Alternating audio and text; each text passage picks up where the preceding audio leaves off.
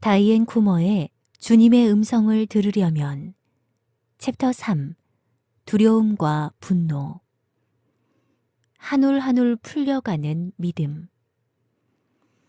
사라의 이야기는 내 이야기와 정말 비슷하다. 몸서리가 쳐진다. 나는 불임도 아니었고 하갈 같은 여자가 나의 결혼 생활에 그늘을 들이운 적도 없고 남편이 나를 후궁들의 별궁에 버린 적도 없다. 그러나 사라 이야기의 모든 주제가 내 이야기에도 있었다. 착한 여자가 하나님을 비난하고 매정하고 독살스럽게 변하고 자기만큼 착하지 않은 사람을 누구든 참아주지 못하는 여자로 변하기 시작한다는 점이다.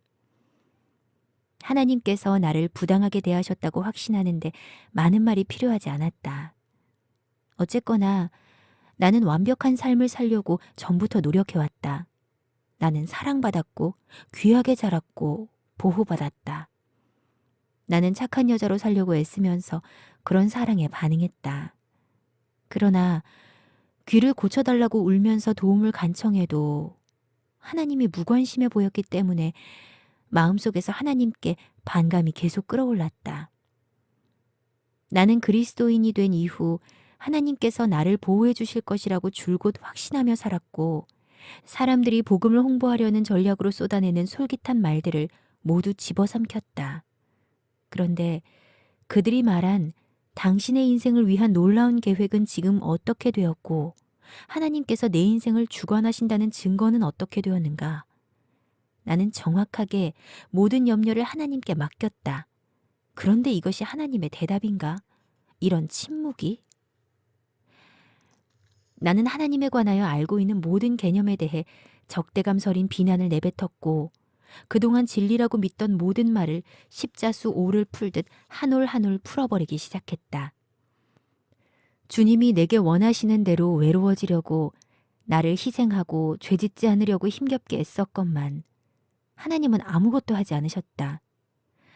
어려울 때 전혀 도와주지 않으셨다. 하나님께서 나를 위해 아무 일도 하지 않으신다는 느낌이 매일 나의 변함없는 믿음을 덮쳤다. 청력은 더 나빠졌다. 식당 여종업원이 샐러드에 무슨 소스를 뿌리고 싶냐고 물으면 당황해서 그녀의 얼굴만 바라봤다. 이해할 수 없는 단어들이 줄줄이 나오는데 하나도 알 수가 없었다. 그리고 나는 조급해하는 그녀의 태도를 나에 대한 개인적인 감정으로 받아들였다. 하나님도 내게 개인적인 감정이 있어서 그러신다고 받아들였다. 나를 돌봐주셔야 할 그분께 투덜거리곤 했다. 보셨죠? 이게 바로 하나님께서 지금 제게 하고 계신 일이에요. 하나님의 인자와 긍휼이 아침마다 새롭다는 말씀일랑 저에게 하지 마세요.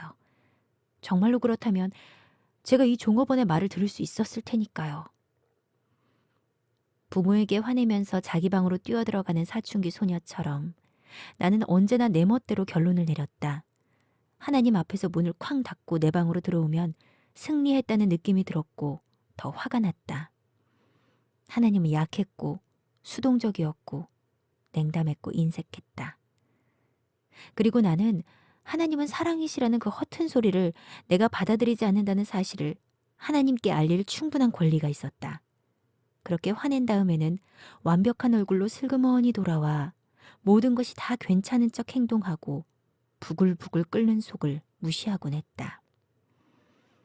소리를 듣지 못하면서 듣는 척하는 태도를 청각 전문가들이 쓰는 용어로 허세 부리기라고 하는데 내 귀를 검사했던 청릉사는 내가 그런 기술을 갈고 닦게 그냥 내버려두지 않았다. 새로운 검사를 받으려고 몇 달 간격으로 병원에 가서 마주 앉을 때마다 그녀는 내가 어떤 소리를 듣지 못하고도 들은 척하면 지체 없이 달려들어 지적할 준비를 하고 나의 사기극을 유심히 지켜보곤 했다. 그러나 나는 문장을 잘못 이해하는 경우가 전보다 많아졌어도 계속 들리는 척했다. 청력은 의사들이나 내가 예상했던 속도보다 훨씬 더 빠르게 나빠져 갔고 따라서 소통의 세상을 굳게 붙잡고 있던 힘도 더불어 사라지고 있다는 사실을 깨닫고 두려웠지만 나는 계속 허세 부리면서 밀고 나아갔다. 교회에서는 두 손 들고 찬양했지만 속으로는 내게 신경 쓰지 않는다고 무관심하듯 말하는 하나님께 주먹을 휘둘렀다. 글쎄요. 하나님이 왜 당신에게 그렇게 말씀하셨을까요? 진행성 청력 상실을 진단받고 몇 달이 지난 뒤 남편이 산타크루즈에 있는 어떤 교회에 일자리를 수락했다. 큰 교회에서 찬양 사역자로 사역하던 남편은 규모는 더 작지만 할 일은 훨씬 더 광범위한 교회로 자리를 옮겼다. 새신자로 가득한 조그만 교회였다. 그 교회 교인들은 대부분 우리가 섬기던 도시 근교 교회의 과묵하고 보수적인 교인들과 달리 믿음의 삶을 막 시작한 사람들이었다. 그들은 순진무구한 우리 집 아이들을 대하면서 상한 마음에 희망을 얻었고 우리 가족을 가장 순수한 사랑으로 끌어안았다. 아, 그들은 정말 뜨겁게 예배드렸다. 두 손을 높이 들고 종종 맨발로 반듯하게 다린 셔츠나 적절한 예의범절에 대해서는 완전히 잊은 채 노래하고 춤추고 그들의 구원을 기뻐했다. 반면 나는 점점 경직되고 말문을 닫아갔다. 각자 자신의 상한 마음에 나름의 방식으로 반응하는데 나의 반응은 내가 보는 이들의 반응과는 달랐다. 나는 저 사람들하고 다르잖아. 이제는 친숙해진 내면의 독선적인 목소리가 넌지시 일러주었다. 나는 심각하게 잘못된 짓을 단 한 번도 저지른 적이 없다. 대조적으로 그들의 이야기는 비참한 결혼 생활, 약물 사용, 추잡함으로 가득했고 나는 그러한 이야기들의 혐오감을 느꼈다. 이 사람들은 올바르고 선하고 단정하고 규율 잡힌 삶을 배워야 돼. 어쩌면 내가 방법을 가르쳐 줄 수 있을지 몰라. 그래서 제대로 된 본보기를 보여주려고 주일이면 가장 좋은 옷을 입었다. 머리를 잘 말아 단정하게 고정하고 스타킹에 하이힐을 신고 옷차림에 어울리는 핸드백을 들고 모든 것이 충분히 조화를 이루게끔 해주는 장신구를 달고 교회에 가서 그리스도인 여성이 어떤 차림을 하고 어떻게 행동하며 어때야 하는지를 보여주곤 했다. 그러나 착한 행동과 나쁜 느낌이 복잡하게 섞여 속은 부글부글 끓었다. 사람들 앞에서 아무렇지도 않은 척 거짓으로 꾸미려고 애쓸수록 내면에서 하나님에 대해 화산처럼 끓어오르며 진동하는 분노를 애꿎은 누군가에게 쏟아낼 것만 같았다. 그리고 어느 날 마침내 그런 짓을 저지르고 말았다. 산타크루즈로 이사하고 얼마 지나지 않은 어느 주말 찬양 시간에 맨 앞줄에 앉아서 내가 원하는 것을 거절하며 침묵하시는 하나님께 영적으로 주먹질을 해대며 뜨거운 눈물을 쏟아내고 있었다. 정말 다행스럽게도 내가 다 녹아내리기 전에 찬양 시간이 끝났다. 남편이 내 옆에 와서 앉았을 때 뒤에서 한 남자가 내 어깨를 톡톡 쳤다. 저 사모님께 드릴 말씀이 있어요. 그가 말했다. 고개를 돌리고 그 사람이 내민 손을 잡고 악수하는데 그가 나를 가까이 끌어당겼다. 사모님의 청력에 대해 알아요. 무슨 일인지 압니다. 나는 굳어져서 그 낯선 작은 남자와 예의 바르게 거리를 두려고 애썼다. 그는 못생겼고 얼굴은 얼겁고 목살은 축 늘어져 있었다. 그는 간신히 몸을 똑바로 세우고 있는 듯 보였다. 사모님.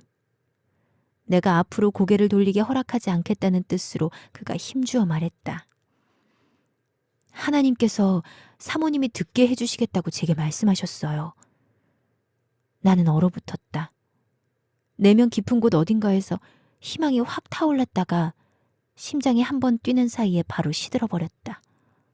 어떻게 감히 그런 말을 해? 자기가 뭐라고. 나는 눈 깜짝할 틈도 주지 않고 재빨리 공격하면서 독설을 내뱉었다. 글쎄요. 하나님은 제게 그렇게 말씀하지 않으셨어요. 왜 당신에게 그렇게 말씀하셨을까요? 그렇게 쏴붙이고 그에게 분노를 더 토해내기 전에 고개를 돌려 앞을 바라보았다. 남편이 제정신이냐고 묻는 표정으로 나를 바라보았다. 남편의 시선을 피했고 분노를 달래주려는 남편의 시도를 뿌리쳤다. 나는 스스로 정한 완벽한 사모의 행실 규정을 어겼다는 사실을 고통스럽게 의식하며 자리에 더 깊숙이 앉아서 조금 전에 내뱉은 말을 아무도 듣지 않았으면 좋겠다고 생각했다. 내가 무엇을 잘못했을까? 하나님은 무엇을 잘못했을까? 왜 하나님은 나를 치유해 주겠다는 말씀을 그 남자에게 하셨을까? 왜 내게 그렇게 말씀하지 않으시고? 하나님은 왜 내 기도에 응답하지 않으셨을까? 나는 하나님께서 요구하시는 것들을 다 했고, 규칙을 다 지켰고, 하나님의 선한 은혜 안에 머무르려고 온갖 종류의 희생을 다 했다. 하나님은 나에게 갚아야 할 빚이 있었다. 그날 저녁이 되어서야 남편은 그 남자에 관해 들려주었다. 내가 어떻게 반응할지 확신하지 못한 남편은 낮에 그 남자와 나눈 짧지만 격한 대화에 대해 조심스럽게 물었고, 나는 스스로 부끄러워 움츠러들었다. 남편에게 물었다. 왜 하나님은 내가 아니라 그 사람에게 말씀하셨을까요? 왜 주님은 나를 고쳐주지 않으셨을까요?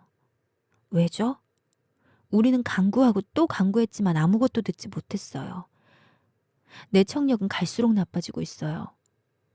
그런 식으로 흥분하면 안 된다는 걸 알지만 대체 그 남자는 무슨 생각으로 그런 걸까요? 여보, 조는 암 환자야. 그래서 얼굴이 그렇게 일그러졌지. 조는 림프샘이 부었어. 목에 난 흉터들이 그거야. 지난주에 그는 의사에게 가망 없다는 말을 듣고 장로님들에게 기도를 부탁했어. 6개월도 안 남았대. 부끄러움이 수위처럼 어깨를 덮었다. 나는 죽어가는 사람에게 모진 말을 내뱉었다. 그는 수개월 동안 암과 싸우고 하나님을 믿고 노력했지만 시한부 인생을 선고받았다. 그는 암과의 싸움에서 졌다. 그런데 나에게 자기의 슬픔을 쏟아내는 대신 오히려 내 슬픔을 걷어주려고 했었다. 그는 나에게 희망을 내밀고 내 안에 희망을 불어넣으려고 했었다. 그는 그로부터 한 달 뒤에 세상을 떠날 때까지 하나님께서 나를 치유해 주실 것이라고 굳게 믿었다. 한편 얼어붙은 내 심장은 매일 조금씩 더 딱딱하게 굳어갔다. 하나님은 나를 치유하실 수 있었다. 물론 하나님은 그런 능력을 갖고 계셨다. 내 귀를 만드셨으니까. 하나님은 손가락 하나만 까딱해도 아무 소리도 들리지 않는 적막한 세상에서 나를 구해 주실 수 있었다. 어쩌면 나를 치유해 주시겠다고 그 사람에게 정말로 말씀하셨는지 모른다. 그러나 내가 아는 전부는 하나님께서 나도 그 사람도 치유해 주지 않으셨다는 사실뿐이었다. 나도 이제 예수님께 관심을 끊을 테다. C.S. 루이스는 죽어가는 아내를 지켜보면서 다음과 같이 적었다. 그런데 하나님은 어디 계신가? 이는 사람의 마음을 가장 불안하게 하는 증세들 중 하나이다. 당신이 행복할 때, 정말로 행복해서 하나님이 필요하다는 사실을 느끼지 못할 때, 하나님을 바라보고 찬양하면 하나님께서 두 팔을 크게 벌리고 환영해 주실 것이다.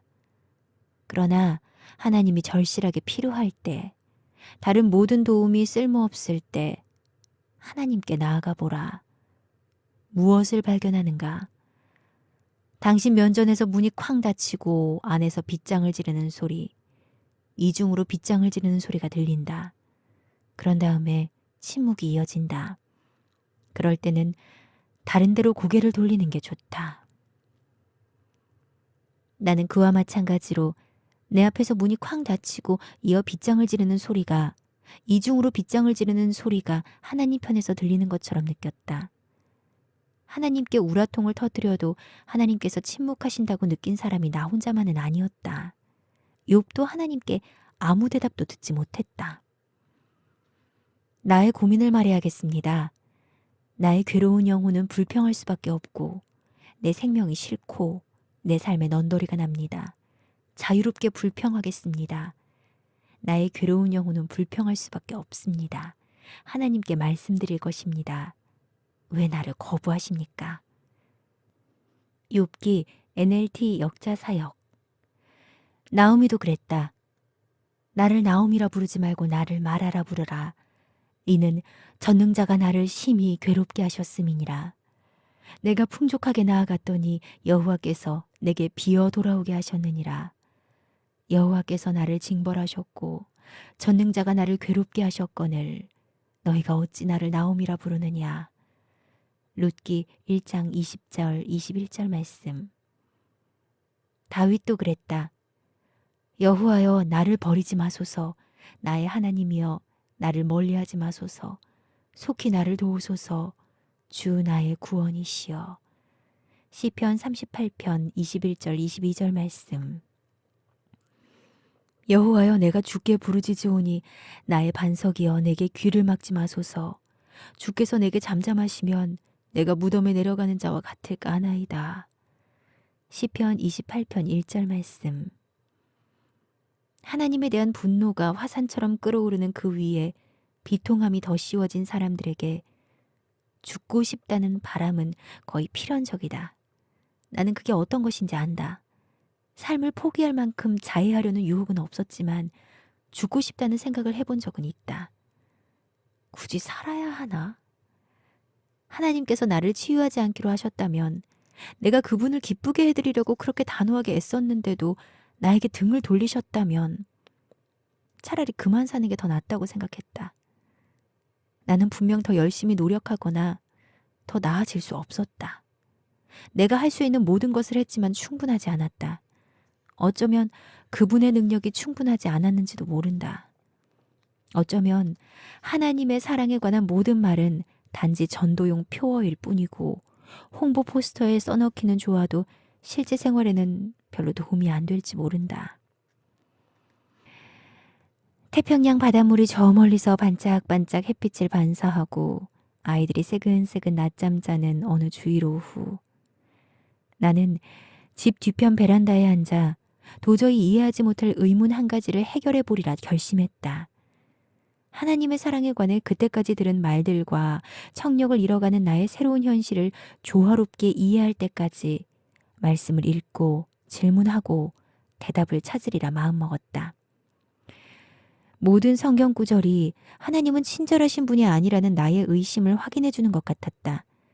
나는 마태복음에서 위선자들에게 노골적으로 맞서는 예수님을 만났다.